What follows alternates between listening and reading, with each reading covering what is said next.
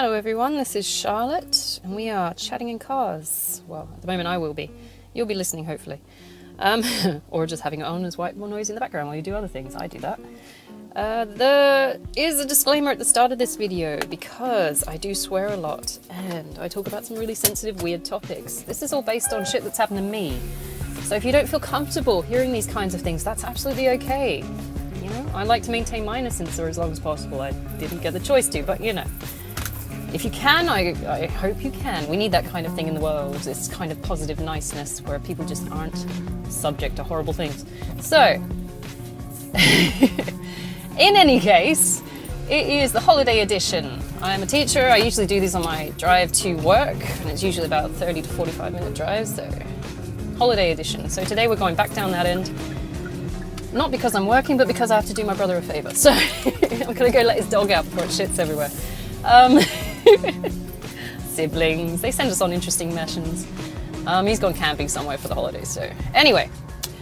The topic for today is social skills, and I do apologise if you hear any tinkling at the moment. I am wearing a drastic amount of jewellery. I kind of look like Johnny Depp in drag, so although he does better makeup than me, which I'm thoroughly annoyed with. Look, that eyeliner is amazing. The things you pick up on Pirates of the Caribbean.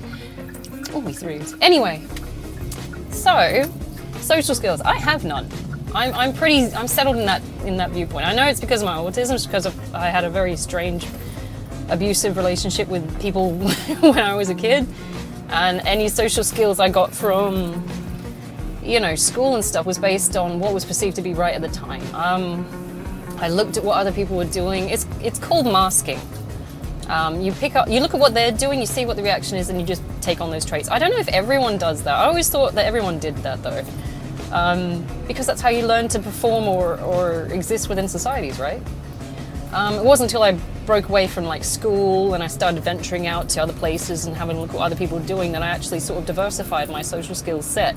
I can pretend to be a normal person. I can. If I'm at work, I know there's a standard uniform of behaviors that I need to adhere to. I know. So we all put on our makeup and our outfit and we go, right? Nobody's, you know, running with scissors and shit. I hope, right? Sometimes I do run with scissors, but that's because, you know, other things. So, social skills are hard for me. I'm high functioning autism, so everything I do is semi-learnt from someone is copying someone. I know that because I've, you know, been diagnosed and we've had this discussion at length with my psych, so didn't find out till later in the game. I should have been diagnosed as, you know, school level, which most kids these days are, hopefully, fingers crossed, which would have made life a hell of a lot easier, but I seem to have taken to school like a duck to water anyway with the routines and everything like that, so, you know, I can't argue. It wasn't necessarily needed, maybe, I don't know. And I had some really good friends growing up as well. I'm still friends with my friends from primary school, man, so I've got my, you know, my best buddy, who I don't actually see that much this often, but I still consider him my best buddy because we've been friends since we were like 7. That guy's called Andrew, and Christ knows, he's in the UK at the moment actually, he's on holiday, and I'm very jealous. But then I got like other friends who've moved into state, but we still keep in contact on Facebook and stuff like that, and every now and again we get together for like once a year. It's usually Andrew's birthday actually, which is in January, and it's around about New Year's as well, so we all get together and we sit around a glass table and have a few drinks and, you know, discuss shit we should be doing but aren't actually doing, which I can do because it's routine and I like that. And nobody's nasty and nobody's doing the backstabbing gossip stuff. We're just chilling and having some drinks and, you know, comparing war stories. That's what I think socializing should be. I've had some horrible experiences, man. Shit where I just don't understand what's going on for a start and I have to have stuff explained to me. I know I've led a very sheltered life compared to some other people that go out and just they can just take stuff on and it's nothing. My younger sister is phenomenal at making friends. My ex-husband's brother as well, same thing. He was a Virgo. My younger sister is a Virgo. I'm assuming it's something to do with the sign, but they can just get out there and know people and they have no problem. There's no barriers, there's no fears, there's nothing. They're just fearless with their social skills. They'll talk about anything to anyone. And there's just no guards. So you instantly want to like these people. So I guess that's maybe the trick to it. I have barriers. I've been through enough shit where I'm like, if I open up to you, like, I'm pretty casual the way I'm talking right now. It's only because I feel comfortable enough to do it, because I'm essentially talking to myself. I talk to myself a lot. I also have that where I do, if I read something or if I hear something, it's called echolalia or something like that, where I have to hear it out loud from myself to understand it, if that makes sense. So you'll see me in the gym, I'll be reading the book on the treadmill, and I'll read a sentence, and then I'll be saying the words out loud, and it will be the most random fucking words, and people look here, they're getting the side eye from the guy on the right, you know? So why the fuck did she say that? And I'm reading books about stuff like, you know, torture in the Middle Ages and stuff like that, so I'm having trouble making friends at the gym, really. Can't think why. Tell me about what they did in the dungeons. Blah, blah, and I'll say it out loud, and I'll try and... It's weird. I'm weird. I'm sorry. I'm not apologising for that. Bugger off. Anyway, it makes me colourful and interesting. So, oh, there's a guy peeing in bushes. That's a bit weird. Are you a guy? It is a guy. Wow, it's 7:57 in the morning. Guy's pulled over to the side of the road and he's pissing in the bushes. Is that normal? I don't know. It's on a main road. What is happening? See, these things, they make me think, or maybe I'm overthinking. Social skills, is that normal? I think it's illegal. I don't know. But yeah, my siblings have got it down to an art. My brother is my older brother, I should say, okay, let me format this. I've got a brother who's, I think he's mid-40s now. I need to keep track of his date. He was born in 1980. I think he's mid-40s. I can't do the math on that. Nearly mid-40s. I got a older sister who's 2 years younger than him. And then there's me, 1985, and my youngest sister, who's 2 years younger than me. So, you know, my siblings are really good at social skills, and I'm not. And I don't know what it is, because I know I was like the spare middle child, so I don't know if that's got anything to do with it in terms of like position in family hierarchies or things like that. I was my brother's pet, essentially. So whatever he was doing, I was doing it, because I'm like, yeah. And I know I hero worshipped him as a kid. He was awesome. He was a really nice, warm, friendly guy, and he was always protective of us because my dad was a fucking berserker. So I, you know, bordering on deified this guy. Even now, if he says jump, I'll say, yeah, how high? Because he's just a great fucking guy. He is what I would call good leadership skills. Because he's benevolent and he's caring, and he'll drop anything for you. You know, it's a really good dynamic there. I've never been afraid of him. I've maybe seen him angry twice in my life. Twice. And he gets more fed up than anything. Because if someone's nasty to him, he won't get, like, he's like a bear. You gotta really, really piss him off to get into any state of anger, and when he goes, he fucking goes. So I've never really seen him angry. I know when he was a teenager, he had some trouble with that. But he's a great guy. He's ADHD, so he can't focus, so everything for him is already disheveled. But he managed to pick up the skills, which are for making friends and all this kind of things, and he's just a really fun, nice guy. I'm envious of that, because I wish I had those fucking skills. I'm an introvert. I like staying at home in hermit mode and watching YouTube documentaries and stuff. If I go out, all my skills are like, I've negotiated them in my head and practiced them before I've done anything. Like, I'll have full-blown conversations based on events that might occur, you know? just so I've got a backup plan, so I know what to do, right? I don't know. I'm a very Virgoan Taurus, I have to say, if you want to go that way. You don't have to. People look at me like I'm crazy. It's like, it's a Taurus, these are my traits. It's like, no, that's just you being trauma-based. Anyway, so I'm enviable of people. I don't like extroverts, though. They scare me a little bit. And sometimes they make my skin scream. So, particularly with volume. My issues with volume are based on PTS and autism. So imagine if you've already got sensory processing issues as a child. Everything's heightened, you know? You know, like dogs smell like 20,000 times more than humans or something like that. Imagine your hearing being crazy sensitive, or your taste, or your touch, or anything like that. And then imagine being put in a situation where you were raised by berserkers. So I am sensitive about some things physically. And it's led to mental conditions as well. So it's comorbidity.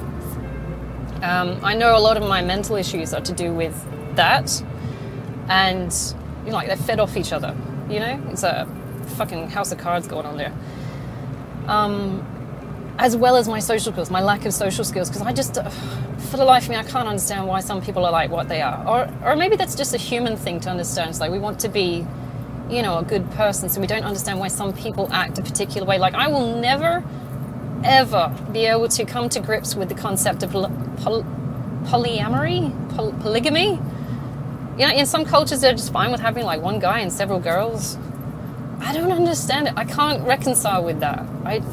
It gets me. I don't know. And I've been like some of my people I used to associate with, which I don't now because I just don't understand their lifestyle choices.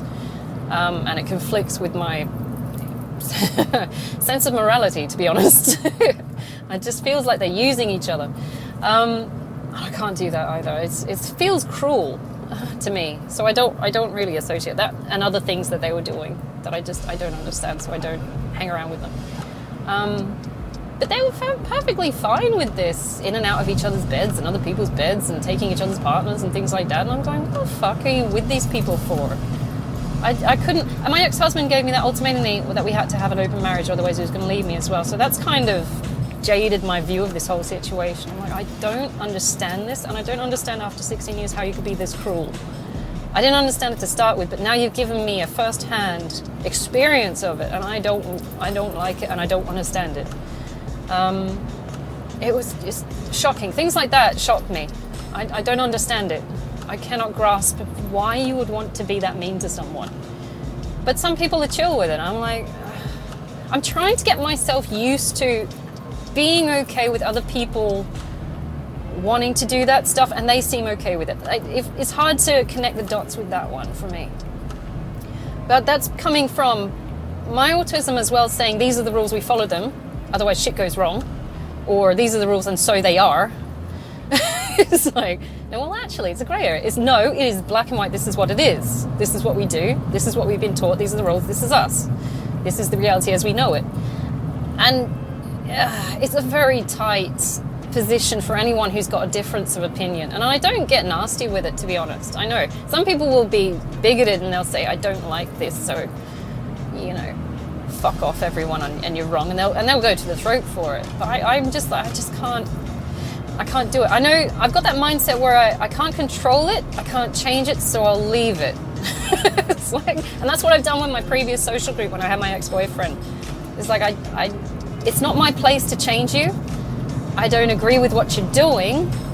I can't understand this lifestyle and I don't want to participate in it, so I'm going to remove myself. Okay? And some people see it as running away. I see it as removing myself from what I deem to be toxic behavior. I had real trouble with that last group of social skills.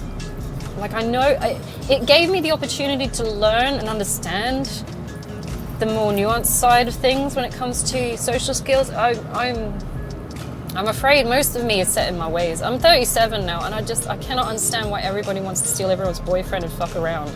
I will never understand that, because it just breeds horrible behaviors and feelings get hurt, and just, why would you do it? It doesn't make sense to me. It goes nowhere. You're putting in a lot of time and investment and energy into this practice, which just goes nowhere. So it feels like a waste to me. And people get hurt. I mean, you can claim like, oh, it's all mutual, we're all fine, it's all consent, we're all adults and things like that. But what if one person gets emotionally connected to this one person, but it's not reciprocated? And so you feel this. I mean, it kind of happened to me, to be honest, with this ex-boyfriend. I had this candle for this asshole, and he is an asshole. I'm thoroughly cleansed of any kind of feeling for that prick now. But I held this candle for like 15 years for this one guy based on the assumption that he was a particular way. The way he showed me he lied about. Everything he was a complete fucking lie, and it was all designed to get laid or social approval. And once you actually date them, live with them, get to know them, you realize that it was all fucking junk. It was a lie. And so the reality of the situation is, you bought the lie, you feel shit about this. Is this a learning experience? Do I sit with it? Do I stay? Because I don't agree with this, I can't change this. So I left. he's going to keep doing that. I feel it's his, modus operandi now. He's going to keep doing that, and he'll lie about who he is, and he'll get girls drunk, and he'll take advantage of them, which he's been doing for 20 years now, and he did it to me. And I'm like, I feel shit for falling for it because, I should have seen that coming. And I know the kinds of things he was doing in the 20 years between. So I don't know why I thought that he might be a good person or he might change with age or something like that. I was hoping to give him the benefit of the doubt, but, dating someone like that in itself is a learning opportunity. It's a horrible experience, but you learn, and you should always try and expand your knowledge of that kind of stuff. The safest bet is to hermit yourself, which I've been doing currently for a week now. I'm thoroughly enjoying it because I don't have to leave the house for anything but the gym, or maybe a few side missions like going to the shops, get food and rations and shit. I fucking love that stuff, little side missions. Still waiting for that glowing cat though. Never turns up. There is a fluffy, grumpy one, but they won't let me touch it because it's apparently someone else's and not a communal cat, so I'm kind of sad about that. But anyway, it's safer to, hide yourself, but it's not a learning experience. It's not going to expand your horizons. It's not going to help you understand circumstances as they present themselves. You're not going to be able to formulate backup plans. I mean, for me, that's a big thing. If you don't first expose yourself to these horrible experiences. And I know we're all pain avoidant, and we all want to just, avoid people at best when they're horrible, but if you can see the good in it and the lesson in it, then you're going to actually benefit from it. There's no such thing as a horrible real experience, because it is all a learning experience. You will always get something out of it. Even with friendships, you'll either get a good friend out of it, a loyal one for life maybe, like me with my friend Andrew. We're loyal to each other. It's great. We don't see each other much, but we've got that kind of relationship where you can, send a meme and they'll piss themselves laughing on the other side of the world, sort of thing. It's never got past that, so I'm glad about that because he's not my type. But although people in our group are like, "Why don't you and so-and-so go out?" And I'm like, "No, man, he's like a sibling. It's gross." So this isn't Alabama.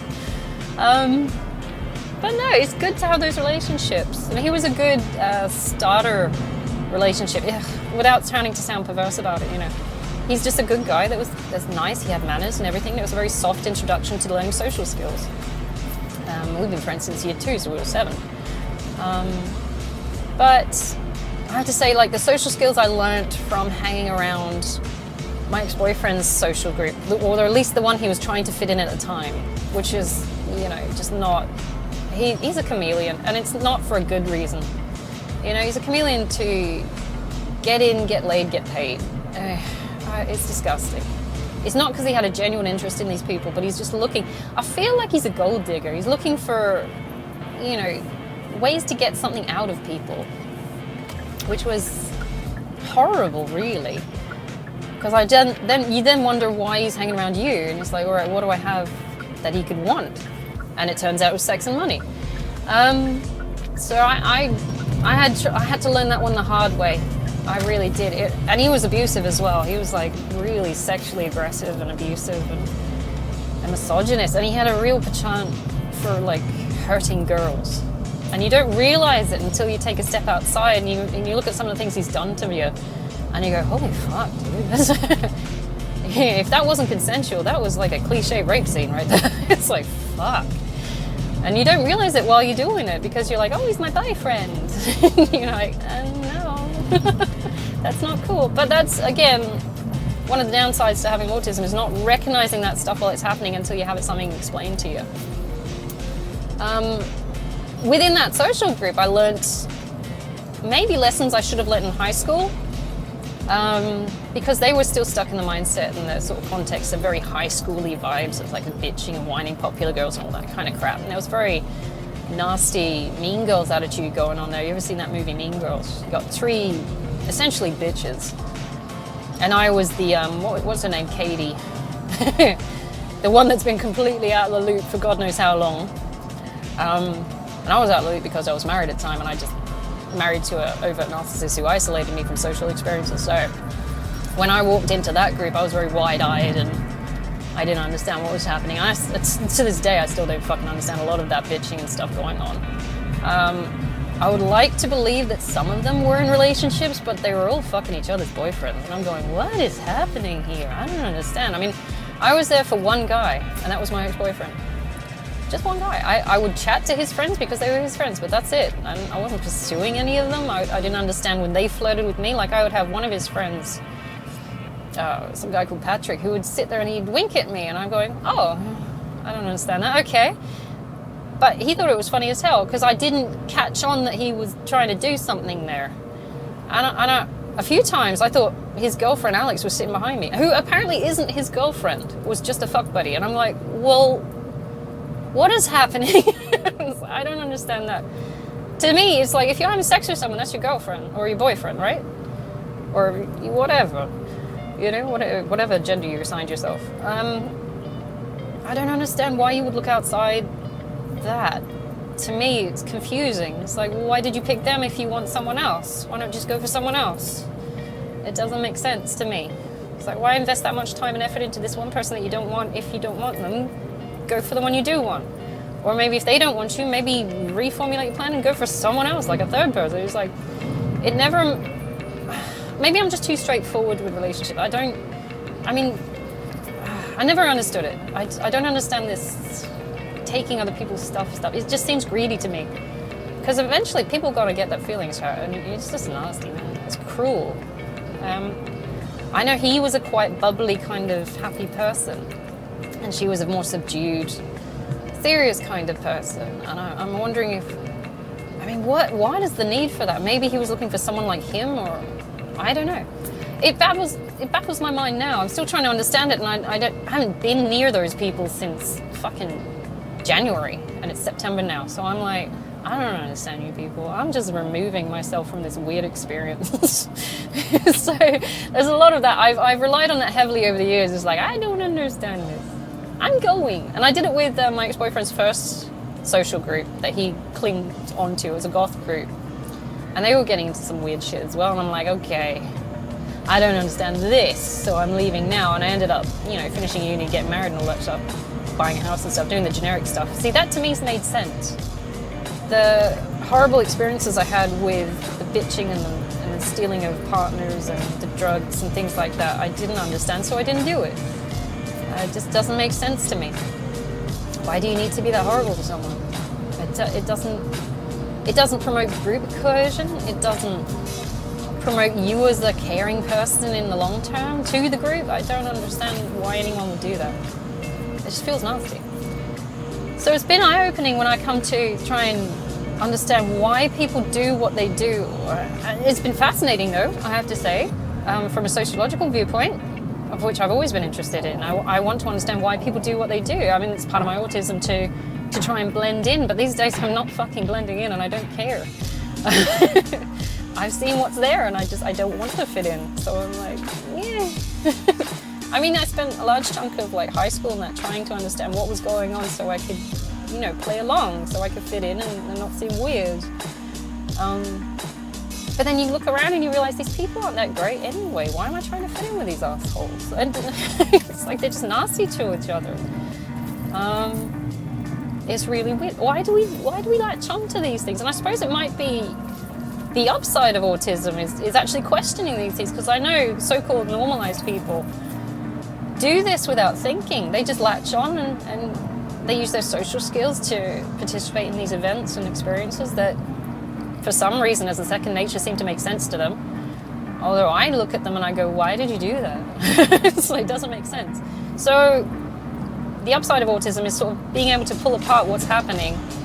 You're trying to fit in at the time, but at the same time you're taking that second stage of trying to figure out what's happening and is it good to fit in here. I don't know if that's a standard issue with autism or if I've just picked it up from being in survival mode. But it does help with critically analysing situations. You've got to have a critical mindset, and I don't mean in a negative feedback, nasty kind of way, critical. I mean in assessing things for what they could be and what they are, analysing situations. Critical theory is actually quite interesting if you wanted to go into that. There's a lot of YouTube videos on that, just understanding what's happening. I took it on not only as part of the social sciences degree I got, but also for the psych degree I got. Not that I'm bragging. I did it because I was feeling horrible about the education systems. Funny enough, I can be quite spiteful. But I got a weird way of showing it, because I half-assed those courses. And you shouldn't half-ass psych degrees and stuff. But I did. I'm weird. I was like, I don't have faith in the education system, so I'm going to show you can still pass and half-ass it. So I've got a weird way of dealing with things. I don't know where that comes from. I think I need to be assessed a bit further. So I got nasty with it, grr, so I earned a degree. That was a bit weird. Anyway, you know, we've all been there. Is that he comes with that I'll show them kind of mentality, yeah? You're like, I'm not going to get angry. I'm just going to show them. And you're like, yeah. By supporting them and funding them. Fuck, okay. Meanwhile, my student loan debt, oh my God. I show them. Fuck.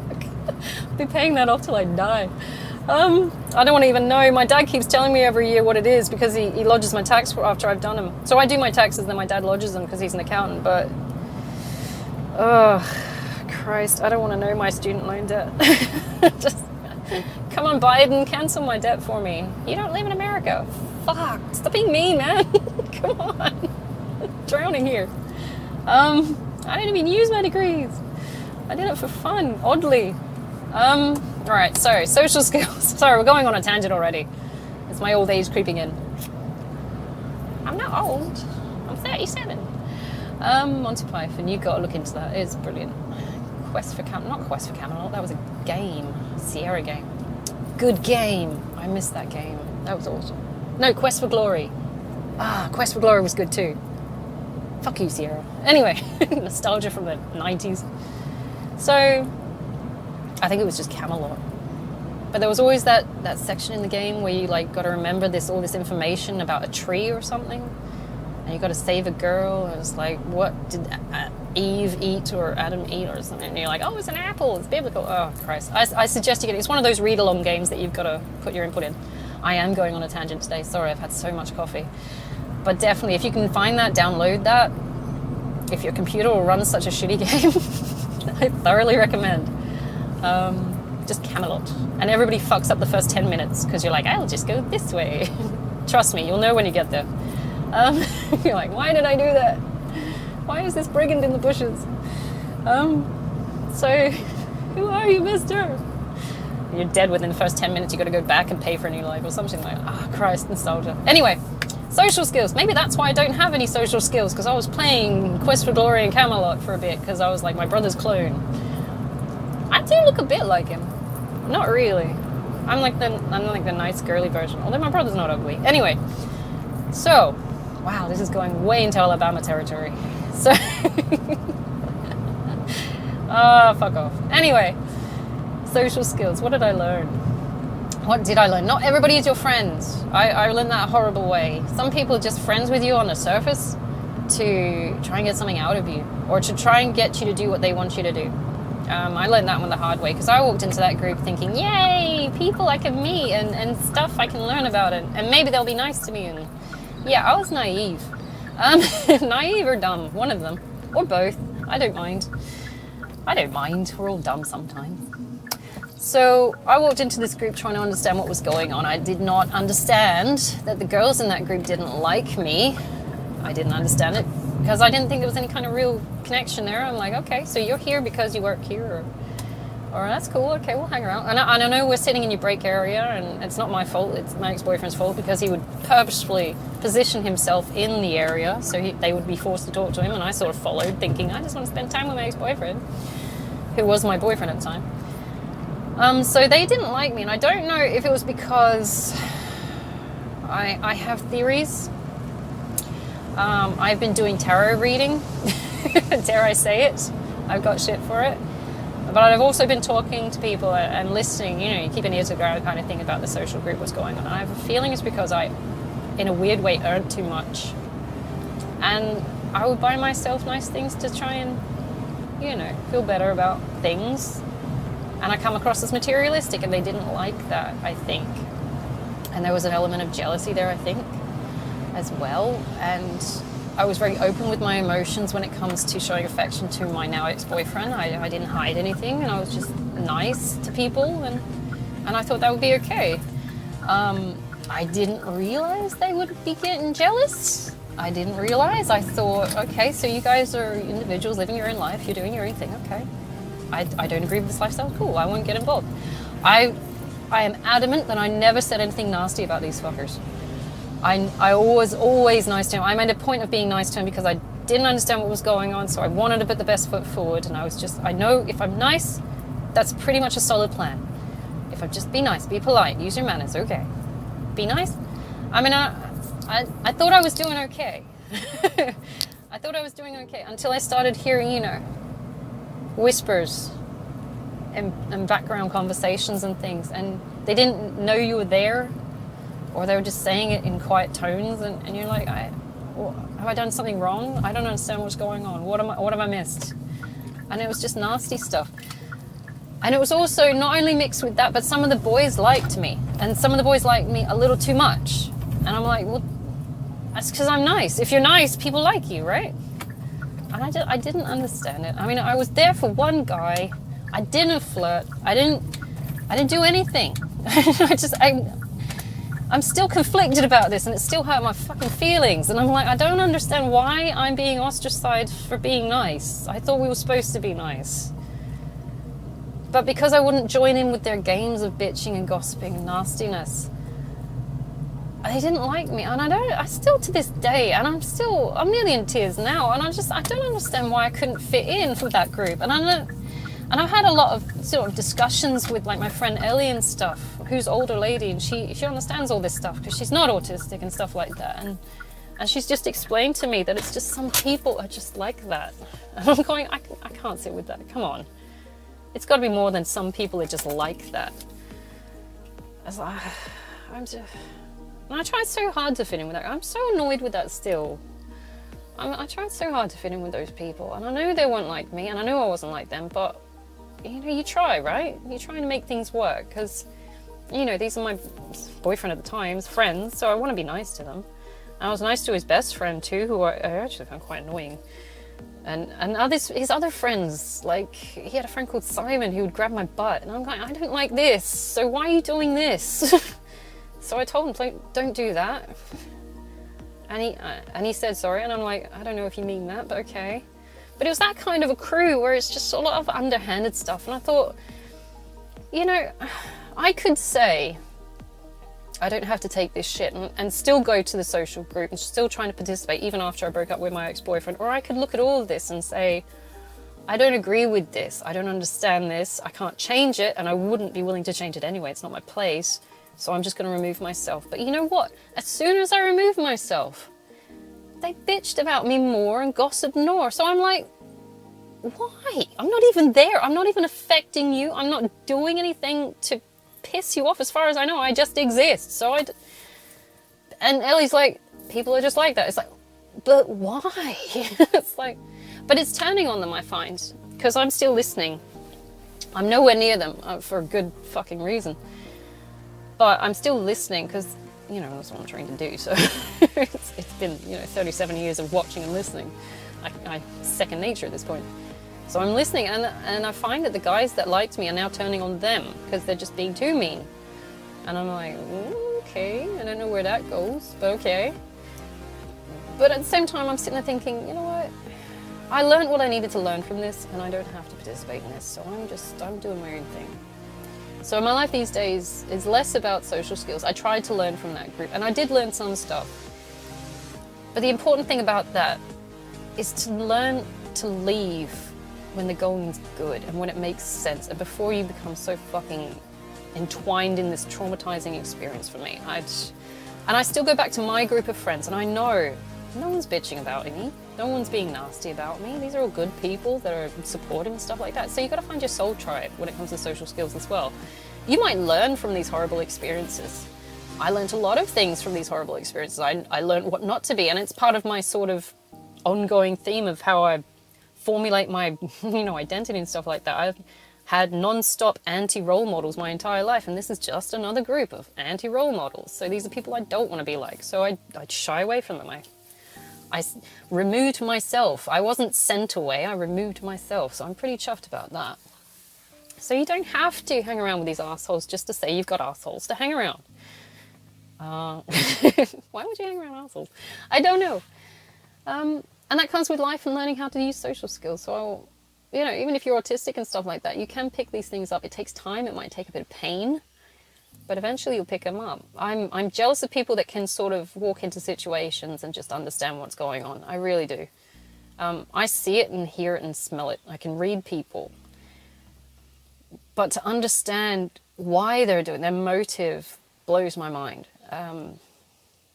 But I will maintain, and I pulled up from what I need to do now, so I have to stop talking, and I can dribble on for hours, I know. I am highly caffeinated right now. But the thing to pull away from this is, don't tolerate places where they're going to treat you like shit. Just don't. Don't for the sake of saying that you belong to a group. Don't for the sake of saying that you associate with these people, that you identify with these. Do you identify with them really? I mean, look at the core, you know, underlying motive of why you need to be around these particular people. Social skills come with experience, obviously. We're all learning, we're lifelong learners, so there's no real chance of it stopping anytime now. Nobody sits in a state of stagnation long. It's always change. And as much as I hate change, because yes, I am autistic, and yes, I am a Taurus. If you want to go into the esoteric side of things. People give me shit for that, by the way. I'm thoroughly... I laugh it off. I know some people are just... You know, there's different ways of thinking, man. We're tolerant of each other's views. That's cool. Okay, if you don't agree with it, that's cool. You don't have to. You don't get to shit on other people's. But if you don't want to accept mine, that's cool. I'm not going to force it on you. Again, that's part of the social skills I had to learn. It's like I will not force people into situations that they're not comfortable with and stuff like that. I don't like it. And I learned that from teaching, to be honest, because I know kids will rebel if you force them to do anything that they don't feel comfortable doing. The worst thing you can do is take the firm line with them, because it's like a horse.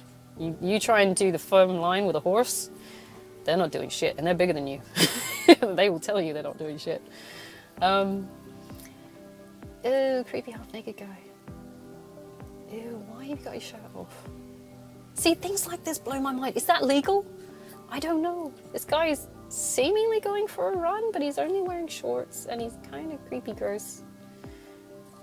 Oh, he's got a nice tattoo, so that's impressive. Anyway, I like tattoos. So, yeah, just shit like that blows my mind. I'm still learning. I'm still trying to understand what's happening, so... I do come across as a weird sort of detached alien-like creature, which is interesting. I have been called that. It's like, you don't know where you are. It's like, I don't fucking know where I am half the time. I'm trying to understand what the fuck's going on most of the time. So I don't know if you can relate to that or feel that way. Not feeling like you belong, but that's cool. You don't have to belong. You don't have to belong. You can do your own little lovely little fairy thing on your side and hang out with some cool people for a while, and if they, you know, change some shit that doesn't make sense, you can absolutely change your, you know, social setting. You don't have to hang out with these assholes. That's not on you. No one's forcing you to. We're only forcing ourselves by saying, you know, and giving ourselves a prison of the mind that we have to belong here. You don't have to belong there. Fuck them. Yeah. Why? Because fuck them. You know, I love that. What was that? Saturday Night Live or whatever it was. I love that guy. I've forgotten his name now, but he does stand up. He gets in trouble a lot for stand up. Anyway, so it's a black guy. I can see his face and I love him. If you've ever watched that Dr. Dolittle movie with Eddie Murphy, he's the guy that has the shit locks on the stage. You know? You'll know what I mean if you watch that movie. Anyway, I can see his face, it's bugging me, I don't know his name. I'm terrible at names. Anyway, so it's up to you what kind of a person you want to be. If you don't want to belong to that group, don't. You should always be trying to develop your social skills. That's just having a lot of shit in your toolkit. You should. I'm going to leave it there, and I hope you have a fantastic day, okay? I will be doing another podcast on the way home, hopefully, if I remember, because my brain's shit. The caffeine. So, take it easy, okay? It is Sunday. Oh my gosh, day's going fast, okay? I'll see you later. Bye.